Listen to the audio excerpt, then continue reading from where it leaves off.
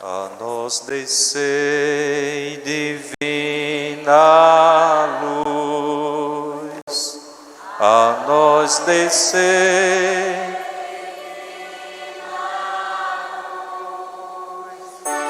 em nossas almas o amor de Jesus. Em nossas almas o amor de Jesus. Meus irmãos, estamos encerrando com esta celebração o ciclo da Páscoa, no qual nós contemplamos e vivemos e experimentamos o mistério da nossa redenção. E a redenção acontece porque temos um Deus que nos ama.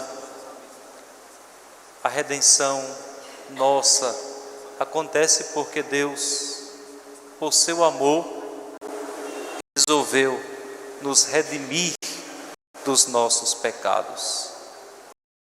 Agora nós colhemos os frutos da redenção. Quando nós falamos em escatologia, nós dizemos que já se realizou o mistério da nossa salvação, mas ainda nós não vivemos plenamente tudo isso, porque ainda somos peregrinos neste mundo. Sim, é verdade, Deus já nos salvou, respeitando a nossa liberdade. Por isso que a partir de agora nós precisamos viver como pessoas que foram redimidas, renunciando ao pecado, renunciando a tudo aquilo que nos afasta da comunhão com o nosso Deus. Somos, de fato, uma comunidade de redimidos, como diz o livro do Apocalipse.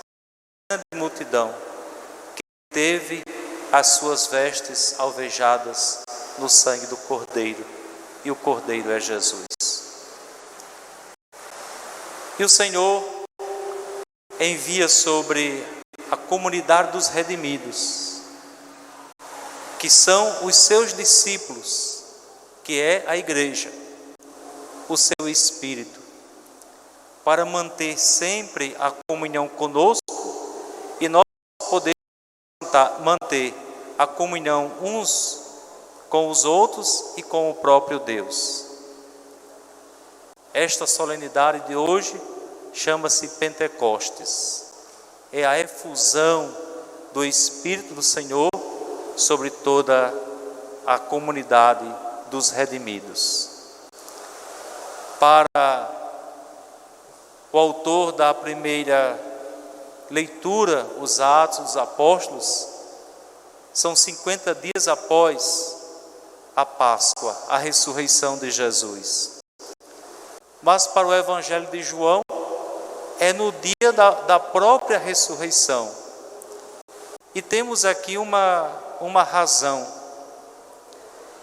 porque um diz que é 50 dias e outro diz que é imediatamente após a ressurreição. Porque aquela primeira comunidade começou a se formar a partir da pregação dos apóstolos. E aos poucos ela foi sendo batizada e ela foi crescendo em número e também em qualidade. Então o autor tem a compreensão que 50 dias da experiência da Páscoa, o Senhor unge a comunidade com o Espírito Santo. Mas porque o outro diz que o Pentecostes acontece no próprio dia da Páscoa? Está bem claro objetivo logo no Evangelho quando nós escutamos. Lembrem-se, esse capítulo 20 do Evangelho de São João, ele apresenta a ressurreição de madrugada. Quando as mulheres, e nós já falamos sobre isso, foram ao túmulo e encontraram o túmulo vazio. E alguém as interpelou, perguntando: por que vocês estão procurando entre os mortos aquele que está vivo? Vá, ou vão, digam aos meus irmãos que se dirijam para a Galileia e lá eles me verão. Então, na madrugada, a aurora, a luz do túmulo, a luz do ressuscitado ilumina toda a terra. E é interessante que o anoitecer, o Evangelho de hoje, foi a primeira aparição de Jesus aos discípulos reunidos. Eles estavam no lugar de portas fechadas, era o anoitecer.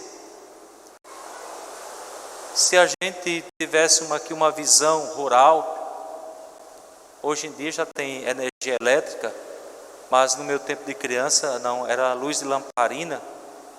Oxalá que alguém tivesse uma lanterna para ir visitar os vizinhos. E a gente dizia, era escuro de meter dedo no olho. A escuridão traz medo e talvez também traga falta de esperança. O Evangelho diz, eles estavam com medo, estavam de portas fechadas. Por que Jesus dá o Espírito Santo logo no dia de sua ressurreição? É para dissipar o medo, é para dissipar as dúvidas, é para acalmar os corações atribulados. O Espírito tem essa tarefa. O Espírito de Jesus ressuscitado, que é derramado sobre a sua comunidade, sobre a sua igreja, tem essa tarefa de tranquilizar os corações atribulados. Não é à toa que Jesus faz a primeira saudação aos discípulos exatamente assim: a paz esteja convosco.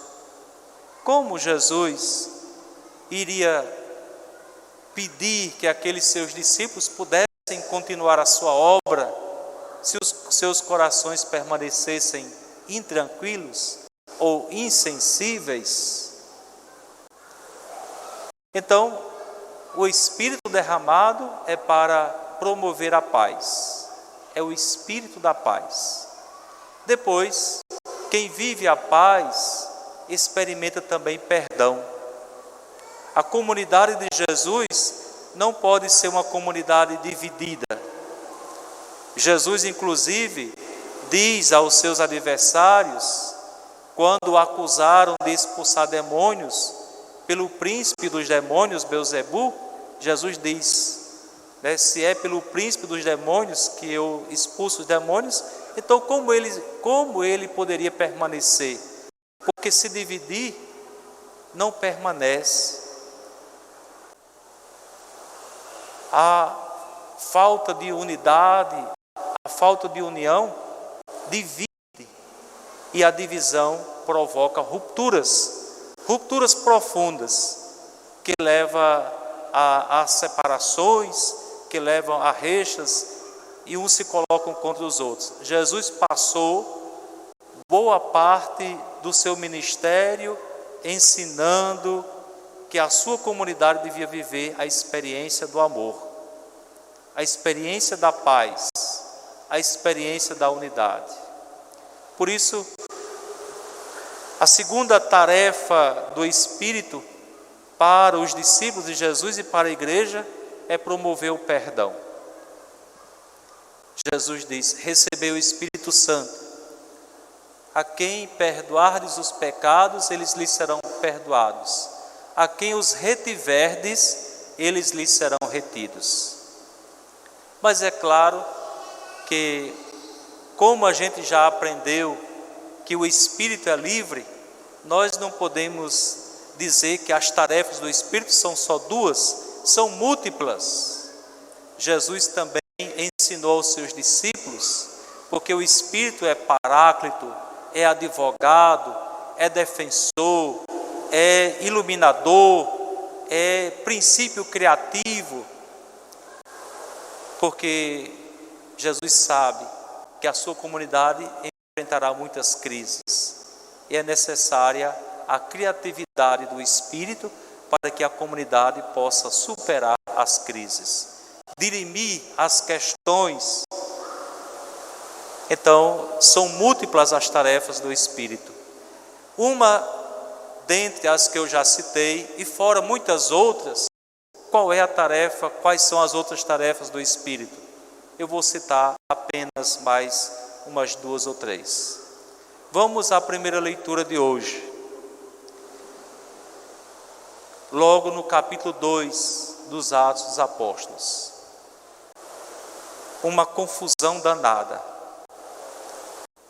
Disse que havia uma reunião e naquela reunião tinha muita gente de diversos lugares, dali, dacolá, daqui, de lá, do Ponto, da Ásia, da Panfilha, da Capadócia. E a gente sabe que esses diversos lugares têm os seus idiomas, têm as suas gírias, têm os seus colóquios, o seu jeito de falar. Às vezes, entre nós nordestinos, se a gente sair daqui para o estado vizinho, tem coisas que eles lá conhecem por um nome, nós conhecemos por outro. E uma coisa que chama a atenção é que naquela confusão toda, todo mundo falando ao mesmo tempo, diz o livro dos Atos dos Apóstolos, cada um compreendia na sua própria língua. Então, isso significa que o Espírito também tem a tarefa de traduzir qual é a vontade de Deus para cada um de nós. Qual é a vontade de Deus para mim? Qual é a vontade de Deus para você? E ao mesmo tempo, o que a sua palavra quer dizer a cada um de nós. Por isso é preciso, muitas vezes, silenciar para deixar Deus falar. Nós, nos dias atuais, estamos muito envolvidos em barulhos, nos deixamos levar por notícias equivocadas, para não chamar de fake news, e estamos também criando tudo isso, e ficamos intranquilos, e é um fervilhão de coisas, um borbulhar de coisas em nossas mentes, e aí a gente se esquece de parar, de organizar as ideias, de silenciar, de orar, de pedir o auxílio do Espírito para que Ele possa traduzir a vontade de Deus para cada um de nós. E por isso, como consequência, nós dizemos: eu não sei o que Deus quer de mim. Então, uma das tarefas do Espírito que é derramado sobre a comunidade dos cristãos é exatamente essa: é traduzir a vontade de Deus para nós. Outra, ouvimos a segunda leitura, a primeira carta de São Paulo aos Coríntios. São Paulo, que faz o hino ao amor, nos lembra que nós somos congregados num único corpo.